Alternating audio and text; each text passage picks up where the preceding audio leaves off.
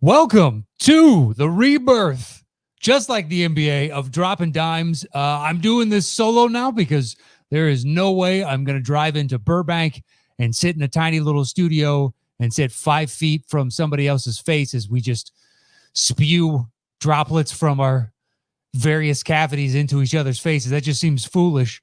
So I'm going to do this remotely from now on. And I have not done any basketball content. Trust me, I had 3 or 4 ideas in the hopper. I'd lined up a bunch of people to do an all-time draft where we just go through the list of 100 players and then like the 100 of all time, and then an extra like 30 to 40 over the past 20 years since they made that list that didn't make it the first time or should be added on. We're going to do a big fantasy football draft like that where it's a snake. And then I had another one for a breakdown of all kinds of the NBA Olympic teams and seeing like how they would pair off. And I wrote out the skeletal forms of a bunch of different shows, and COVID just kind of kept catching up, and there was no way to get in. And then the streaming and all that, it's been madness, but the NBA is back. That's all I am excited about.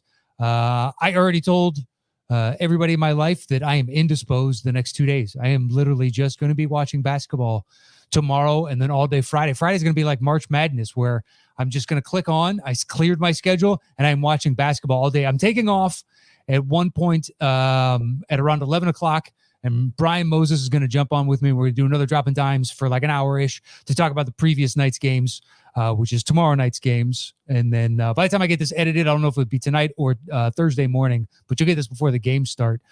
And this is just basically a warm-up show. I threw this together last second just to kind of get the nuts and bolts of the streaming on my end. So I'm doing this all solo now. And to see where people are at. Have you been following along with all the stories, the build-up? Do you like the bubble as it's currently constructed? Your forecast as to who you think is going to make it out of this, what you're looking for, the aspects of the bubble so far that you've liked, and the scrimmages you may or may not have watched. Like, there's nothing has happened, and so much has happened since the last time I got to talk to you guys. And I just miss NBA basketball. That's it. That's all. It's been so sad. We've had a full offseason now of dead time between the last game and the Rudy Gobert outbreak when the season just shut down out of nowhere. It was crazy to watch it unfold in real time. It made all the sense in the world. There's no way to do this, and now you got the back trace with all these players. But that night, as it became discovered and watching like the Kings game get shut down before it even tipped off, it was crazy. And now we've sped up. We've got the bubble in Orlando. The 22 teams have been sequestered. Do I think that there's a couple teams that shouldn't be there? Yeah, I really genuinely do. But whatever. There's 22 teams down there. The games start back up tomorrow night. We've had scrimmages. It looks super interesting. I like it. I hope the announcers talk less and we get more of the on-court feel. So you can hear the squeaking of the shoes and guys talking trash to one another and what the coaches are barking out at all times. If there ever should have been a Tim Thibodeau in the league, just to hear him scream mercilessly on television and go red-faced because he's so animated about getting back on defense or controlling the paint or whatever, this was the bubble for it. But sadly, him and the Knicks are going to miss out on this unless once the league restarts, they do some other modified bubble version, which I've heard 1 or 2 variations as to what that could be so far. I don't think even at the later startup than they would normally, if we're not going to have a vaccine for everybody, it's just untenable. Look at baseball. Who knows if baseball even makes it out of the first month, let alone comes close to finishing a season. And I think this bubble situation is the way to go. The NBA's spent the money on this. By estimations from Adam Silver, they're going to spend somewhere between 150 to 200 million or 180 million dollars to pull this entire thing off. And it shows. If you've watched any of like the Matisse Thybulle or JaVale McGee's doing a video log of all of this as well, a vlog. But I think Matisse's is a little bit slicker and it's a more entertaining with all the cuts and whatnot. And the last one, they were talking about social justice issues. But it was cool to see the behind the scenes. I mean, personally, I would give up if I could, if I was covering the league professionally on that level where you had the credentials and whatnot, I would give up my time and go down and live in the bubble because it's a singular experience that very few are going to be able to say. And you'll get to, I don't know, see the players in a different context and light. And now you'll have some sort of shared common brotherhood with them of like, yeah, we went through that really weird anomalous time within the NBA. And you intimately get to see these games kind of up close. It's almost, like as others have pointed out, Summer League. The first year I went to Summer League, there was nobody there. and it was awesome. You could show up late and sit courtside, and you were right on top of the action. One year I got to sit with a bunch of international scouts because a friend of mine was friends with one of them. And we just sat there and got to shoot the breeze for like 45, 50 minutes and get the ins and outs and like scouting reports and like, oh yeah, next year this guy's coming in, or we get our eye on this. And so it has that more of that vibe. And you can see, I love now the player interactions and the teams on the side, because there's almost like this collegiate like atmosphere as they've all kind of banded together. And numerous people have talked about it, saying it's akin to the AAU circuit that they used to go on, where they go to these different cities and be in hotels, or it's like basketball camp where you go to. I went to a couple of basketball camps. You're there for a week and you're living in some dorm on a college campus that's shut down for the summer, and you're just playing basketball for 8 hours a day for 5 straight days. And to have that, to see the bonds kind of grow, like when Andre Robertson checked in for the Thunder, and he has not played in a year and a half, and to see guys that have, like Chris Paul has just been his teammate this season, be as excited as Steven Adams, who's been there with Andre Robertson as he's dealt with all these injuries. The bond seems genuine. The excitement and the enthusiasm seems genuine from afar. And I've loved every aspect of it. It's been fun to see from afar. And I really think the NBA has a genuine shot of pulling this off. They just tested for the second time, and all players, staff, personnel have come back that are NBA related, that are down there in the bubble. They're all negative. They've managed to keep this, even with Lou Will running off to a titty bar, trying to get him some hot wings. And by all accounts, they do have great hot wings. Now, do I think that's enough to go to a titty bar in Atlanta? Maybe not, but at the same time, Atlanta's supposed to be the creme de la creme of gentlemen's clubs in this country. It rivals Las Vegas. So it stands to reason that maybe they were going to have some good bar fare. I also heard that Lou Williams goes there so much that there's an item on the menu named after him. So he's a regular, for Christ's sakes. He knows the ins and outs. Maybe he slipped in a side door and was just there for a short amount of time and just popped back out. They can always check the tapes, because I don't know if you've ever been in a strip club. There's cameras everywhere because there's so much cash and whatnot. And so they could get the logs as to how long he was there. His account is he was just kind of in and out. He was not there long. Still, though, it's a high-risk situation. You shouldn't do that. The eyes of the world are on you. It was a dumb move on your part, Lou Will, but, whatever. He's COVID-free, and the games are moving right along. Now, he's going to be quarantined beyond the start date, but the Clippers are kind of set, and I'm guessing early on, the heavier minute guys like your Kawhis and Paul Georges and whatnot. I heard, I think it was Stan Van Gundy talking about, he thinks it's going to be the inverse of whatever else is. Your big time minute guys, you're going to slowly bring them back in and give them more and more minutes as you get into the actual playoff itself. So they're getting the reps and you ease them into it, as opposed to just opening the floodgates and let them come barreling through the door at full speed from day one. Kind of ease them back into it, because with the every other day kind of system that they have, this is going to be a grind. This is going to be months of playing. And somebody like Kawhi, who has a degenerative leg condition, you don't want to, more than likely, ride him too hard early on, because he's not going to get the rest. There's not going to be the planned rest they normally have in the playoffs, where sometimes you get 3 and 4 days, especially if you manage to sweep somebody super early. You could have a week off, and that's not really built into it, because they need to close this out, because free agency still has to happen and the draft still has to happen. And there's a lot of things up in the air. So there's no time to really dilly dally. So rest is not going to be as prevalent for players this time around. So that's going to be really interesting, because a lot of the early title contenders are older teams. So will that favor an advantage to somebody like the Celtics, who, even though Kemba may or may not have an arthritic knee condition that's going to affect him long-term in his career, they still have Tatum and Brown to rely on, and, a collection of other younger guys. Marcus Smart, who's relatively resilient. He does seem to get hurt, but he plays through the injury a lot. And Gordon Hayward, outside of the 2 anomalous ones with the Celtics, the really big one and then the minor one, he's been fairly healthy throughout his career and is a younger-ish guy. So does that favor the Celtics or possibly the Grizzlies? it's a very young team, and they're just going to come out guns a-blazing. I don't know. It's going to be interesting. But so because this is kind of impromptu, and I threw this together, I just had the idea a few hours ago. I put out on Twitter and said, hey, if you want to join me and talk hoops, come in, give me your piece for 5-10 minutes. I'd love to hear it. And some people reached out. I don't know how many are going to end up streaming on this. And for those looking for the live stream, I don't know how to do that yet. I know it's going up live on YouTube, but I've got to find that later on and figure out how to send that out. And for right now, we're going to edit this and put it out like the old way I did on Collider. But the first guest coming in is a man hailing from Indianapolis, Indiana.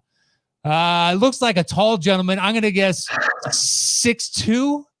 Right on the money. Right on the money. And that's via video chat. But Indianapolis, by way of Los Angeles, is another LA resident. Mr. Ben Jones, how are you, sir? I'm doing great. Thanks for having me.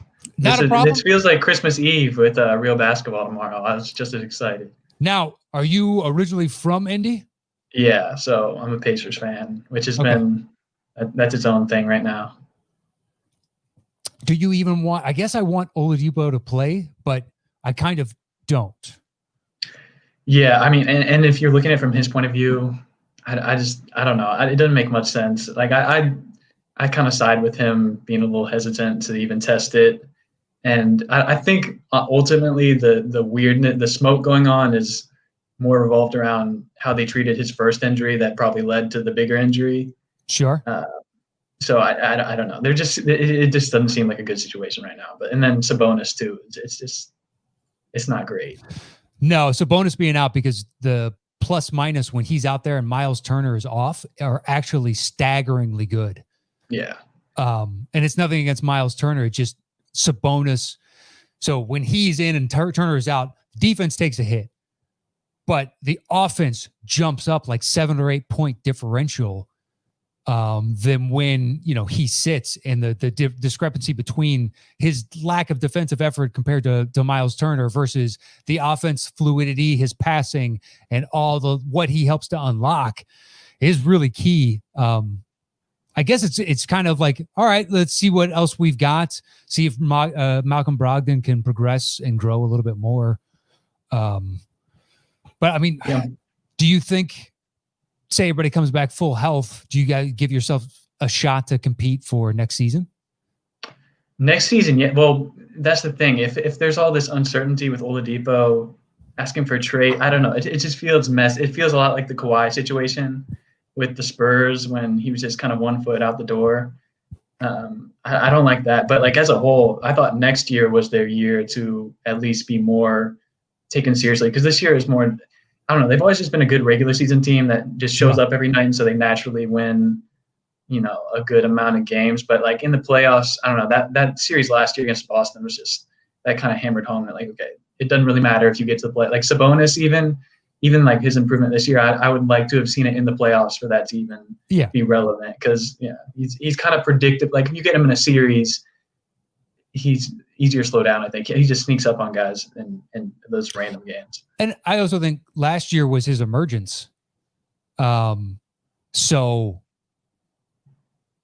to see his growth this year after he'd become full-fledged, like he is someone to reckon with and to deal with, it would have been good to see him through the playoffs and to have that extra little bit of growth going forward. But at the same time, we'll see.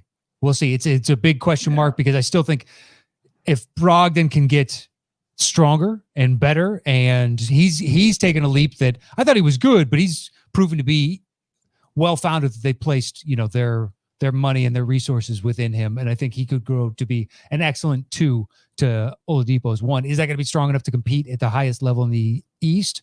I don't know, but next year would have been the proving ground for that. Yeah. All you want is a chance. And they kind of like that. They had set up next year to be a good year because everybody's on their contracts. Like there wasn't any drama going into free agency in that regard, but I don't know. Yeah. They're in a tricky situation, but. All right, so what do you want to talk about specifically? Because I came in with the Pacers. Yeah, I was going to ask more of like the unlikely storylines, you looking for this year? Because I feel like everybody's talking about the Lakers and the Clippers and the Bucks, rightfully so, because they're clearly ahead of everybody. Maybe Boston and the Raptors are kind of like the main talk of like who can win. But I feel like this year, obviously, no home court advantages and just the chaos in general. There's room for just crazier things to happen. So, what's like an unlikely storyline that you would like to see play out? Well, the one that has come pretty prevalent was the Blazers might be a real force to contend with, but Dame apparently has plantar fasciitis in his left foot, and that is, I've had it before. It's not fun, and who knows how long until he's healthy. That stuff it's kind of up in the air. Rest, as far as I know, is the best medicine for it, and so as he goes, ultimately their team goes, but Nurk looks like he's back to full health.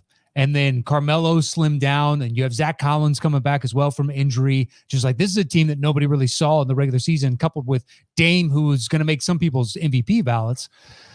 That was going to be super interesting. I think with the Jazz had Bogdanovich come in, that would have been a tough team on some level. But without him, I don't really expect much out of the Jazz. Even if they will more than likely make the playoffs, they'd have to. I mean, I don't think it's even statistically possible for them to drop off that hard, to drop out of it, because they're above the Mavs, and the Mavs are at 7. I think the Mavs are basically a lock to make it as well.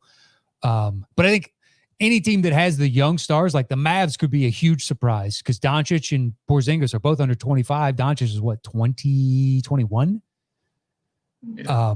So on them on that side, I think on the East, whether or not, so Philly has been historically great this season at home and historically terrible on the road. So is the lack of any kind of home court or away court going to be an advantage or disadvantage for them? That is what I'm super interested to watch, because on paper, they've got a ton of what could win a championship. And I also don't know, now they're going to roll out Shake Milton at the point guard and shift Ben Simmons to the 4, more than likely, except on the fast break, when if you can get it to Ben Simmons, get it to Ben Simmons. But now they're talking about like, oh, this is our dream lineup type of thing, but they just discovered this. And is that real, or is that kind of like in the preseason of a regular season buildup, when you get the 75 stories of so-and-so lost 25 pounds and is in the best shape of their life, or they put on 20 pounds of muscle and is the best shape of their life? I don't know, but Philly is a big fat question mark, and I will be paying a tremendous amount of attention to them, because they very well could, upset everyone and make it out of this. But will Embiid be able to play all these games? I think their future really hinges upon that, because he's not the healthiest big guy. What about you? What specific? I think OKC just I'm surprised I said that, because I like before the season started I was like, okay, they're clearly tanking, and maybe they brought in Chris Paul just to teach them some good habits and everything, but obviously they've overachieved. But I think this kind of, I don't know, I feel like this setup is gonna serve like the real, like you're gonna find out who like lives and breathes basketball. I feel like Chris Paul is kind of like, I mean, love him or hate him, he seems like somebody who just like, he loves basketball more than anybody else. And so I feel like, I don't know, it'd be cool if they surprised somebody, because I don't know, the redemption side of what happened to him with Houston, the fact that team's just not that talented outside of him and Shea. And I don't know, it'd just be cool to see. I feel like they could do more than what you would think in a traditional playoff setting, because, you're taking the home crowd out of it. It's just strictly like mental endurance, really, when it comes down to this. And Chris Paul will give you a tremendous advantage when it comes to that. And I think, he I don't know if you saw that clip. It was from like 3 nights ago. I didn't see that scrimmage. I just saw the highlights of it. But I can't remember who OKC was playing, but he was down at the corner of the court, and he whipped this little side slinger along the baseline that had some English on it. And had there been people down there, it would have slapped somebody in the face. But because there's no people and it looks like they pushed the stanchions back even another couple feet. So he could like wing this pass around. It almost reminds me of those old Ginobili where he'd go southpaw and the baseline and just do this little side slinger pass, and it would get to the other corner for the corner 3. But Chris Paul being able to maybe better direct traffic there. I agree. I was on the side of Hinkie is tanking this year because he has so many assets coming in and build around Shai Gilgeous. And if he can get Miami to take Chris Paul off their hands because they really wanted Chris Paul, but that never really got off the ground because Miami, both sides thought they were doing the other side a favor. And so Miami wanted their pick back that OKC owns, and OKC was like, not going to happen in a million years. Plus OKC has so many picks. I don't know. It was a weird situation, but they've been way better. And they're super interesting when they run out their 3-point guard lineup. They murder teams when Dennis Schroeder out there, who's up for 6th man of the year. And I think with that 3-man, and now with Roberson coming back, and shit, he made 2 threes the other night in a game. That's crazy talk. Roberson can't shoot for anything. Although who knows if that actually sticks. Like DeAndre Ayton and Ben Simmons are shooting threes as well and hitting them. Are they going to do that in a game? It's completely different from a scrimmage. When it means something, let's see if they actually take that shot. But I don't know. OKC could be super interesting. They definitely have the leadership with Chris Paul, and they may not have all the talent, like you said, but I think everybody knows their role, and that's kind of key within a team. And I know a lot of people like Denver as well, which I want to believe in Denver. I thought Denver would have the best record in the conference this year in the league overall, because they'd be the young team that wants to prove that last year they weren't a flop and this wasn't a flash in the pan. I mean, they still ended up 3rd. So it's not like they were bad, but they still have question marks. Can Jamal give it to you in the playoffs? Yeah. And I feel like last year's playoffs, he was the one who, like, one game he's, 30 some points, next game, nothing. Like, he's hard to trust, I feel like. Yeah. And then, the Bowl thing that's not really real, but maybe he gives you some spot minutes. And will Michael Porter Jr. come in hot like he did when he was first inserted into the games again? And he's had a little more time and a little more like prep and whatnot. They could be super interesting, but there's a couple, like, I don't believe in Houston. Just because they need to hit threes, so yes, they could beat anybody by 25, but can they do that 4 out of 7? That's still the big fat question mark. But losing Capella opened up the lane. Now Westbrook is even more effective. They're at a size detriment with that small ball lineup. They're going to roll out their death lineup at all times with PJ Tucker at the center. Will that actually work come playoff time when defenses can just clamp down and shut you down? I have no idea. I feel bad for PJ Tucker because he's going to have to bang with some really big boys. What are they going to do with Anthony Davis in 7 games if they have to play him? I don't know. Will he slow him down? Possibly. But 85% of Anthony Davis is still practically all-star level. So, I don't know. But anything else before I wrap you up? Somebody, like 2-3 people have popped in and then popped back out. So I don't know if I lost them. I don't know what the deal is, but I want to open it up just in case. So any parting words from you, Mr. Ben Jones? No, just thanks for having me. Excited for this all to play out. So I'll be watching the next shows. I plan on doing 2 shows a week for the rest of the season, and more than likely eventually doing this every once and again, where I'll put it out on Twitter. Hey, if you want to join today, pop in and then come in with your hot take. This one's kind of, we're both feeling it out. You know what I mean? Ben, next time you're going to be a seasoned professional and you're going to come in with hot take after hot take, Max Kellerman style. Just don't come in with Kendrick Perkins bad. I just want to create discussion online, bad takes. I'll try not to. But at the same time, that could make for good television. So who knows? Who knows? But thank you so much, dude. Stay safe in Indianapolis.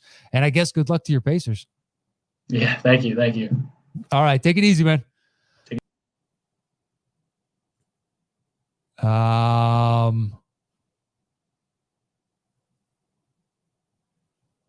Okay. I think, Ben, I don't know. You'll just be in the back. Maybe you exit out. Guys, I can kick you out, but I don't know if that bans you. I'm going to kick you out. I kicked the guest out. If there's any problem with that, Ben, in the future, just let me know. Maybe you're on a list now. I don't know. Guys, I'm doing this all solo for the first time. It's easy on this end just to straight record it, but to live stream it, I know it goes up. I just don't have an address for that yet, and I'll have to figure that out in post so that going forward. And like I said, on Friday, I'll have Brian Moses on, and looking forward to it, man. This season. So to get back in for tomorrow night, the first game up at 3:30 my time is going to be Utah versus the Jazz. Utah versus the Jazz. Utah versus the Pelicans. And I wish Bogdanovich hadn't had the season-ending wrist injury, because that team could make some waves. You know, Mike Conley has not panned out the way that I assumed he would. I figured that was exact. They needed another playmaker who could comfortably have the ball in his hands to free up Donovan Mitchell and to make him a more lethal piece, because without the ball in his hands, you have to basically acknowledge where he is on the court at all times. You have to respect the fact that he can shoot from anywhere and he is a threat no matter where he is, even if it's just setting a screen, because he could pop out on that screen or do a backdoor cut and suddenly he's flashing for an oop or an open corner three. Like, you have to respect the man at all times. And Bogdanovich was just shooting so well, and Ingles thrives, I think, in high pressure situations. And I love him in the playoffs. I will be watching, for Joe Ingles and see Donovan Mitchell. But the rift also, Gobert is saying that this only makes a team stronger, but we'll see. We'll see at the end of the season how this actually pans out, because Donovan Mitchell was none too pleased with exactly what, how everything transpired, even though Gobert was making a dumb joke, and he never knew in a million years that he was positive in spreading this around. And he is unfortunately the first official one, and the face of it, but it doesn't seem like anyone outside of maybe Mitchell and some others in the Jazz organization hold it against him NBA wide. I don't see any fans saying anything, or any other talking heads or writers or organizations. This was inevitable. He just happened to be the first one that tested positive. But the matchup with them and the Pels, Zion is a game time decision. That's the last I heard. If I had to guess, given that he's a young kid, he's pushing to get back on there. And with Zion in that lineup, they are a handle. They are a handful, rather. Now, certain teams, it doesn't really matter. I think certain teams, they'll have the answer for them at all times, your upper tiers.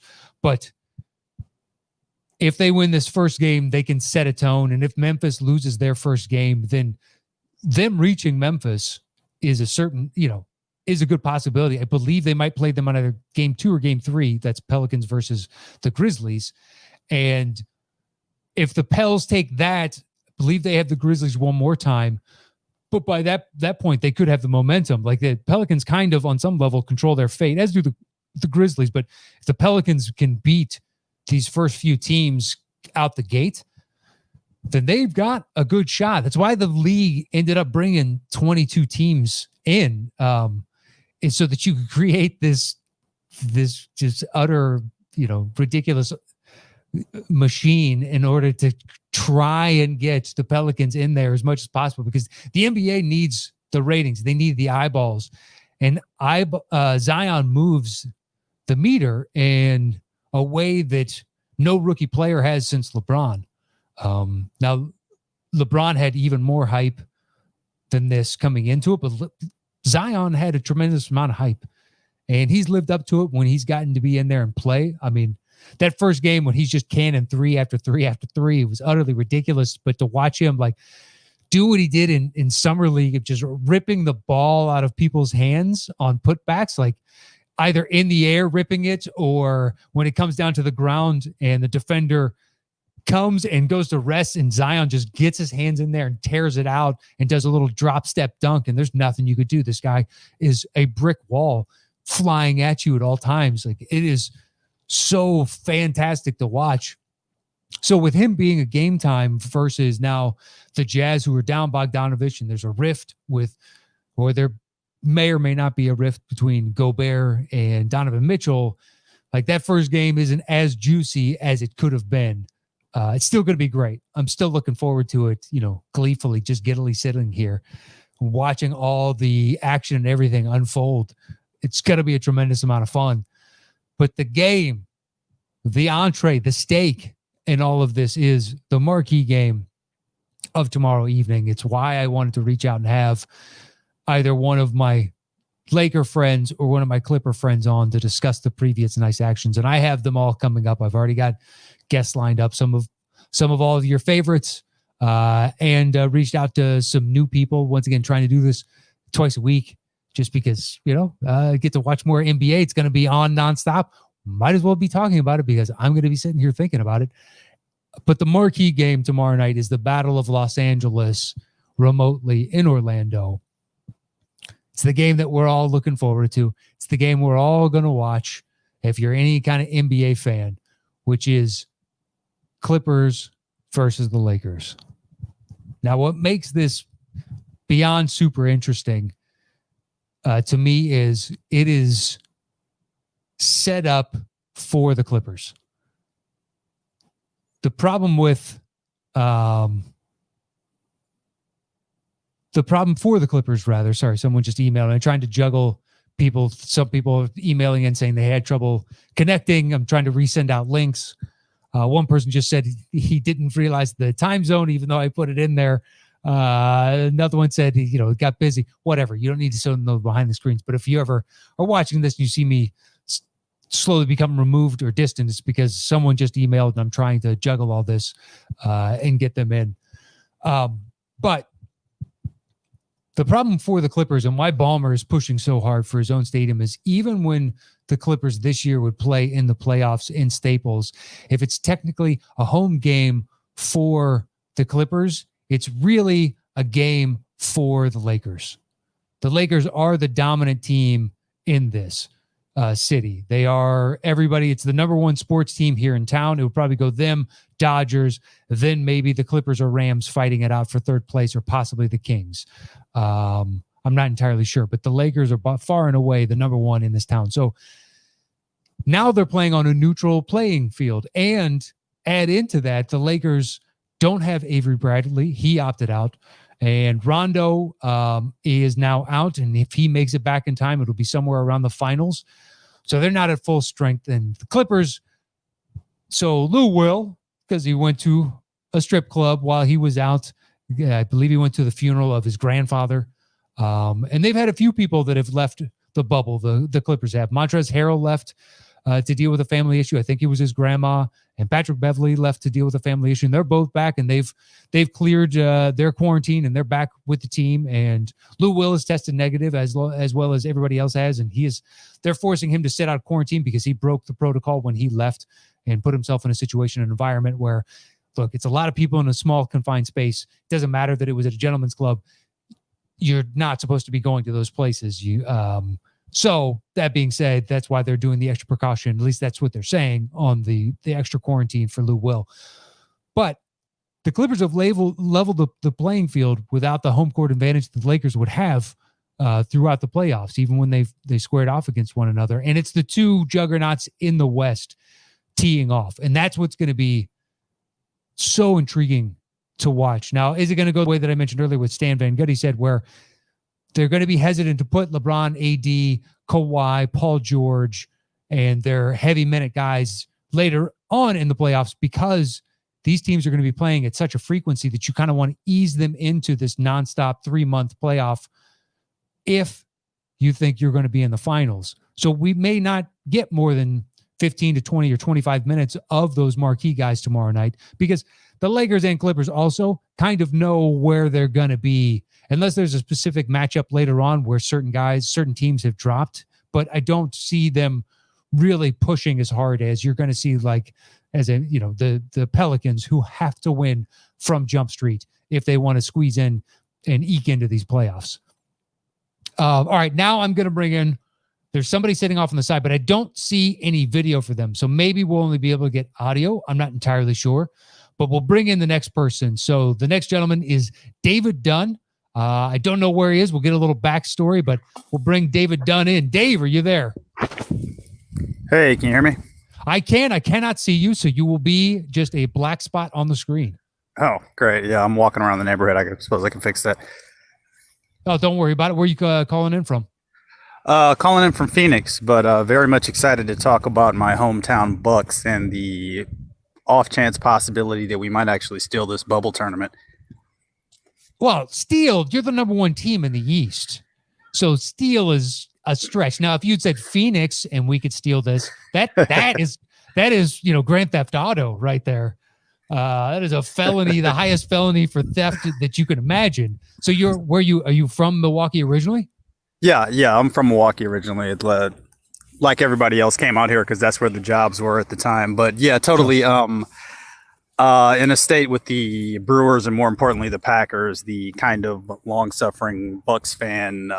Still don't know whether we should really actually believe in this team, but very much cautiously optimistic that we're coming out of the East. Yeah, I mean, I have the same thing. Look, as much as I don't want to see somebody else in my same division, there you are, become a juggernaut, which you could with Giannis at the helm. I like the way he plays. I like that team as a whole. And I think, coming into the season, I thought the loss of Malcolm Brogdon was going to be huge, but George Hill has been shooting lights out from three. And then Dante DiVincenzo is a hell of a spark plug, who also plays some excellent defense and gives you a lot of what you're missing when you plug him in for Brogdon. I mean, I think you could. It's the question mark is the same question mark you have as a fan that I do as someone who just passively enjoys watching the team. Can you do this in the playoffs? Right. I know you're going to get from Giannis, but can any of the rest of them do it? So it's not a perfect comparison, but I was quite furious that the Bucks didn't retain Brogdon. And if you watch the games, I just saw him as kind of this Robert Horry, Derek Fisher kind of type, kind of a notch below an all-star. But when the games came right down to it, a guy you absolutely wanted at the floor at the end of games, and a fearless kind of catch and shoot, don't think about it. If I get the shot, I'm shooting it kind of guy. And Brogdon kind of came back down to earth with the Pacers. He started out and it seemed like every game he was going for 20 and 12 assists kind of thing. Yeah. But what's really, I mean, I don't know if he's really like an all-star, but what's not to like about Brogdon? The guy is well-spoken, great community guy. He's got this Africa Water Project and was a clutch performer. Yep. And so now with the Bucks, the thing is, we'd very much like to think, because Giannis is more of like a Shaquille O'Neal kind of figure, is this dominating. I mean, it's not the same as Shaq, but he's a dominating interior force. At the same time, now we're putting a lot on Chris Middleton, and I have my reservations. It's super exciting, but the rest kind of remains to be seen. I know. Last year in the playoffs, so Middleton, for whatever reason, just thrives on playing the Celtics, and then against everybody else, it seems hit and miss. You don't know exactly. Now this year, becoming an all-star, he's got a chance at making third team All-NBA. Will the accolades kind of help bolster his confidence? Because shooters got to shoot, so he needs to keep shooting because it helps spread the floor and give the distance and space that Giannis needs to be Giannis. And I think, unfortunately, the reason that you couldn't retain Brogdon is you got that Bledsoe contract that nobody is willing to take off your hands. And I understand why you went out and got Bledsoe, because it was an interesting piece, one you could get and help kind of build a little bit of a team around Giannis without having to sacrifice a bunch of draft picks or a crazy big contract. But it just happened to be enough where you had to make a Sophie's choice of, do we bring back Lopez or Brogdon, or we have to make a choice here. I don't know. I would love to see you guys fulfill the promise, because I'd also like to see Giannis stay and try and make, give the Bucks a history of their own. As much as I don't want him in the Bulls division, I would love to see the Bucks be a contender for the next 10 years, because that would be nice. It's good when these smaller markets can retain their guys and build up something. Like Golden State sucked until they became Golden State, and now it's desirable. I would love for Milwaukee or OKC or any of these other teams manage to pull this off. Well, it's a weird kind of thing that we don't think about. I mean, possibly now this year, theoretically might be, for example, Aaron Rodgers last year with the Packers. I mean, that remains to be seen. And obviously we understand the business of sports, but what we as Packers fans did not have is 8 years of hearing how Aaron Rodgers should go to the New York Giants. Yeah. Or go to the Rams or go to whatever big market. It's just not a thing in football. And so for whatever reason, like, as much as Giannis seems like this kind of perfect tailor-made, he's basically like, the idea is that he might be our Tim Duncan, and he might just be this guy who just kind of bucks the trend of Durant and all these, Could be. all these kind of characters. There's been quite a bittersweet. I'll just be honest, Bucks fans haven't been able to enjoy these last couple seasons as much as we should have. Just given all the vulture talk of, and all kind of the Kendrick Perkins kind of talk of, well, he should really go somewhere else, or I hear he's going here, or maybe he's going to go with the Lakers. What about the Clippers? And it's really kind of sucked a lot of the joy. I mean, as a Bulls fan, like, this was unheard of in the Jordan era. I mean, I think we talked about this on my podcast. Similarly, I was very happy. I rooted for the Bulls as soon as the Bucks were eliminated or just didn't make the playoffs every year, and it's kind of nice, like you said, in division to have, greatness. A legit team, because then it's how you stack yourself up and see the progress of your guys. And it's just good to have. Plus, part of me is still, as much as I don't, so long as it's not the Pistons, I am kind of rooting for the other guys in my division when if my team has been X'd out and be like, well, maybe then they can kind of carry on and be the one that makes us the best by proxy. But yeah, I've heard all the talk of he should join. The only one that I like that everybody obviously hates, just as a pure basketball fan, is Golden State, because the seamless fit of him next to Steph and Clay is utterly ridiculous. That is the best, because now it's like you don't have to retain Draymond. Giannis is probably going to win Defensive Player of the Year and MVP, the first guy since Jordan. And you put two of the best shooters of all time around that, you're like, I don't know who beats this team. But I don't want to see that happen. I want to see Giannis stay. But that one does make me excited. And I'm not a Golden State hater. I'm also not a fan. I just love watching basketball when it's played at its absolute best. And that would be some of the most amazing basketball you could see. But no, I would love to see that team make the jump. I mean, I like the blue collar aspect of your DiVincenzo's and your Pat Connaughtons, and I like Tony Snowden, who's on your squad. He's a former Bull. I thought he was a good fit, like this unassuming dude. And George Hill, hopefully he can keep playing like that, and and the Lopez brothers, like there's a lot of fun on that team. And Budenholzer is one of the best coaches in the league. It just, will he do what he did last year, which is we don't change the script when they run into teams game planning for him is I don't know. I have to assume that because he's such a good coach, there was a distinct rationale for that and why he didn't make the changes last year that everybody was demanding, because he lives, eats, and breathes this more than I do. So I'm going to defer to his intellect. So a couple of things that you may not be aware that are kind of coming out of Bucks Twitter in the last couple of weeks, and this is in my opinion, kind of totally wishful thinking, but there's been a lot more Giannis, Chris pick and rolls. I mean, the scrimmage games, I mean, there's a real question as to what we can gather from any of that, but there's more of kind of more of what you're speaking about.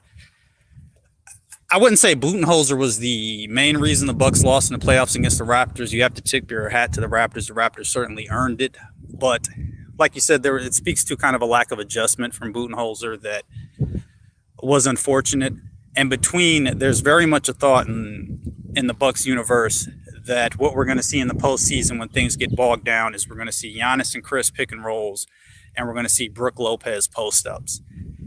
And so theoretically, that whatever it was, 26-4 run that the Bucks ultimately did them in Game 6 against the Raptors, where the Bucks, because that's kind of the thing about having a 3-point shooting team, is like it's great until it ain't great, and so you have to engineer some kind of offense to get 2 points and kind of stop the bleeding. Well, this year, can the Bucks adjust? And so that's kind of one of the big questions. There's also very much a theory going around now that out of all the players in the NBA, I don't just subscribe to this at all, although it'd be great, that Eric Bledsoe and his he's actually admitted to being a little bit anxious in big games. And so there's this idea that the bubble will actually help him, because now all of a sudden in the bubble, there won't be this crowd. And he's like, basically he's communicated that it's like he has like 5 Red Bulls when a big playoff game happens and he can't perform.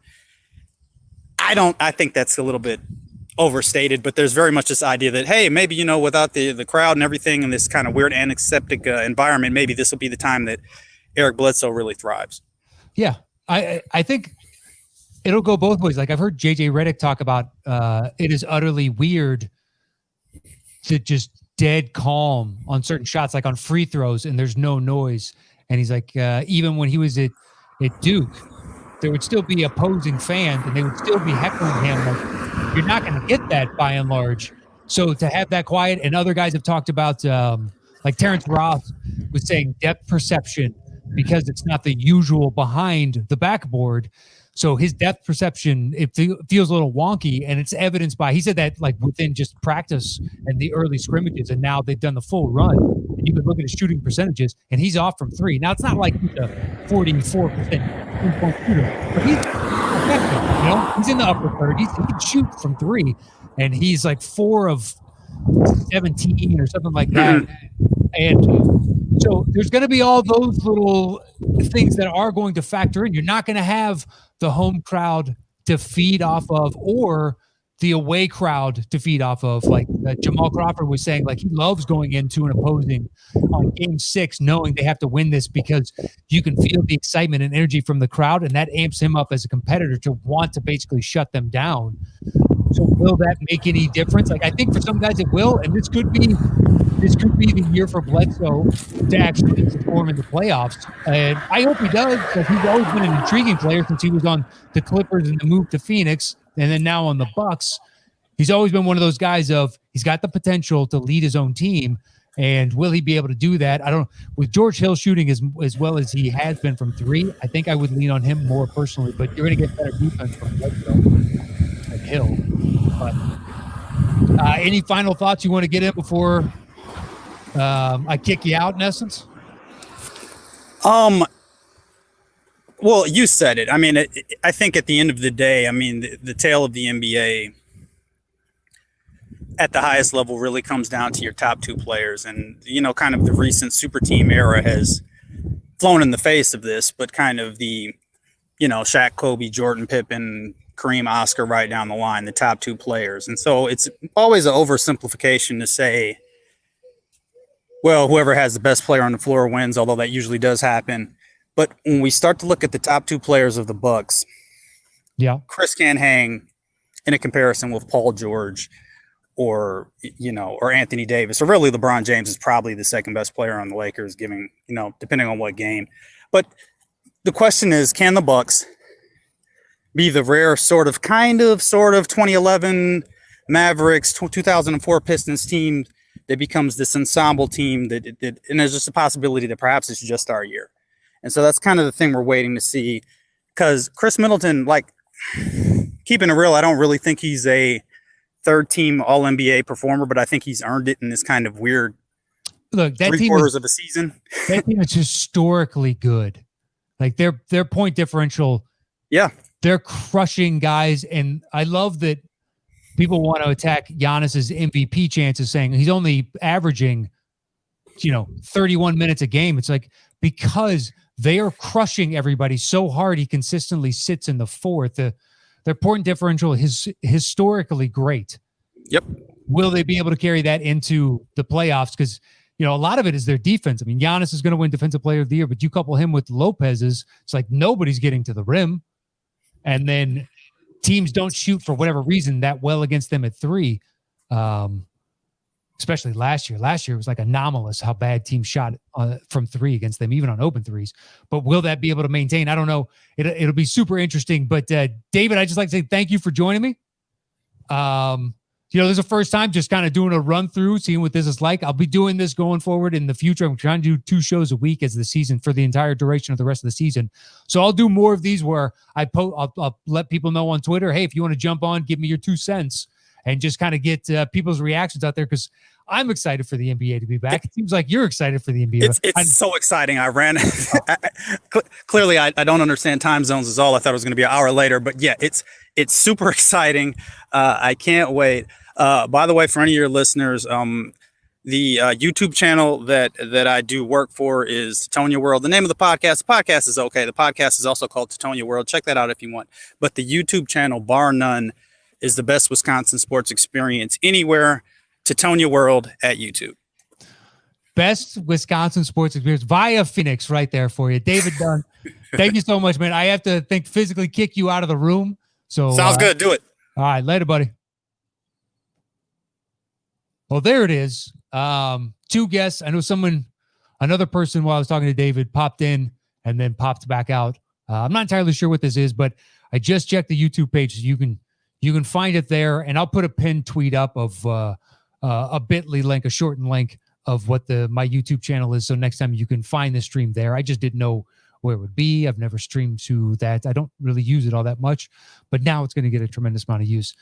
So anyway, what I was talking about before I brought David in, we'll close with those thoughts. That game tomorrow night, is it the second game tomorrow night with the two LA teams really going to be a glimpse as to what it'd be like in the playoffs? No, it's not. But it will be a glimpse as to how these teams are playing within the bubble, how they've acclimated. Can the additions of the Lakers with J.R. Smith and Dion Waiters really be impactful? I have more faith in J.R. doing that than Dion, just because we've seen J.R. now do it in the finals and be a pivotal. We've also seen him screw up. The bigger one was 2 years ago in game one against the Warriors, which became a meme, and everybody knows that's listening to this. But I have faith in JR, and it seems like he's already got a connection with JaVale McGee on the team, and he had that gorgeous oop the other night to Dwight Howard, and JR has never had a problem with pulling the trigger on a three from anywhere on the court, and he still has the athleticism, and it's it's nice to see the pipe man himself back with the team. I just question, can Caruso be your point guard? There's a difference of playing 15 to 18 minutes, and now suddenly we need you to play 28 minutes, and to be as effective as you are in those 15 to 18 to play 28, maybe 32, maybe 35. What about the nights when, he's going to be out there a tremendous amount because they need him. They've got foul trouble, whatever else. It's going to be interesting as to whether or not he can do that. And, he's committed to it. He didn't go to his sister's wedding because it was going to be too many people and a high-risk situation. So he opted to miss, unfortunately, his own sister's wedding. But he's taken on the task. And is that going to be enough against, your Patrick Beverleys when assuming that both those teams make the Western Conference Finals? And it's going to be fun to watch, though. I am genuinely excited. I have cleared my schedule for this. I'm looking forward to talking to Moses on Friday. If there were any problems with this first go-round, just let me know. Reach out to me on Twitter, @MattKnost. Let me know there. And once again, I'll have a pinned tweet for the YouTube channel, and also have the podcast feed. You can get it there. And I'm working on some stuff with Mark Fernandez, possibly for Collider, to do something, basketball wise with their sports channel so I don't know. Stay tuned, but we'll try and figure something out. I just wanted to talk some more basketball. It's been too long, guys. I have missed it so much. I'm so excited. The NBA is back. The bubble seems to be working. It's a quick first show, but thanks to everybody that listened. Give me your feedback online. And that's it for this week on Dropping Dimes. I am Matt Knost, your host. I hope you guys stay safe out there. Wash your hands, wear your masks, stay 6 feet apart, and I will see you guys on Friday. Adios.